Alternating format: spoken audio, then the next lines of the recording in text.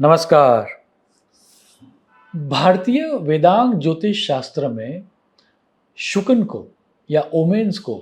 बहुत ज़्यादा महत्व दिया गया है। उसमें भी जब हम यात्रा करते हैं, जब हम किसी जर्नी पर जाते हैं या ट्रैवलिंग करते हैं, तब शुक्र और अपशुक्न को देखना बड़ा ही महत्वपूर्ण माना गया है। शास्त्र के जानकार तो ये कहते हैं कि आपने भले ही आपके ट्रैवलिंग के लिए सबसे बढ़िया दिन क्यों न निकाला हो, आपका चंद्र बल भी आपके पास हो, आपके पास नक्षत्र का बल भी हो, लेकिन जब आप ट्रैवलिंग करने के लिए जा रहे हो, तब यदि आपको कोई अपशुकन हो जाए, तो आपको रुक जाना चाहिए और आपको आपका ट्रैवलिंग दूसरी तरह से आपको मैनेज करना चाहिए। उससे उल्टा जब आप ट्रैवलिंग कर रहे हो और उसमें यदि आपको कोई शगुन मिल जाए, तो आपकी यात्रा बहुत सुखद भी रहती है और जिस पर्पस के लिए आप यात्रा कर रहे थे, उसमें भी आपको सिद्धि मिलती है।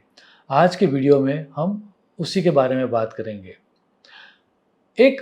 ऑथेंटिक एस्ट्रो वास्तु ग्रंथ है जिसका नाम है वास्तु राज वल्लभ, और उसमें एक पूरा लिस्ट दिया गया है कि जब हम ट्रैवल करने के लिए स्टार्ट करते हैं, तब हमें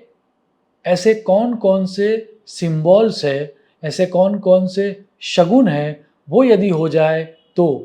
हमें हमारी ट्रैवलिंग में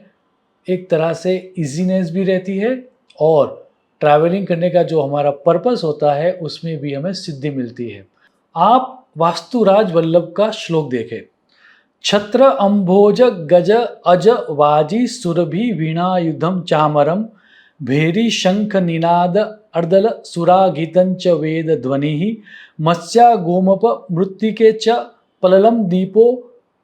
अम्बु कुंभोदभृतः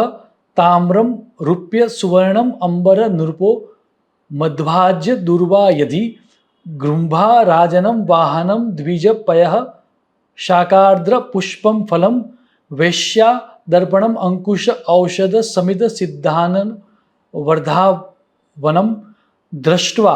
दक्षिण पार्श्वतो अग्निगमनम कार्यम सदा धीमता पृष्ठे गच्छ पुरैहि मंगलागिरा यात्रा च सिद्धये भवेत्। यदि हम श्लोक को डिटेल में समझे तो एक बात समझ में आती है कि यात्रा के समय में यदि हमें यहाँ पर जो दर्शाए गए हैं उस तरह के शकुन होते हैं, तो वो यात्रा शुभद होती है। और वो लिस्ट ये है: यात्रा समय में छाता, कमल, गज अर्थात हाथी, बकरा, घोड़ा, गौ गाय, वीणा शस्त्र, चामर अर्थात पंखा,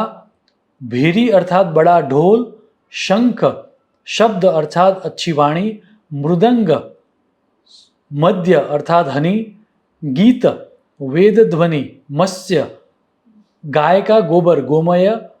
मृत्तिका अर्थात मिट्टी की मूर्ति, मांस दीप, जलपूर्ण कलश लिया हुआ पुरुष, ताम्र देन रुप्य अर्थात चांदी,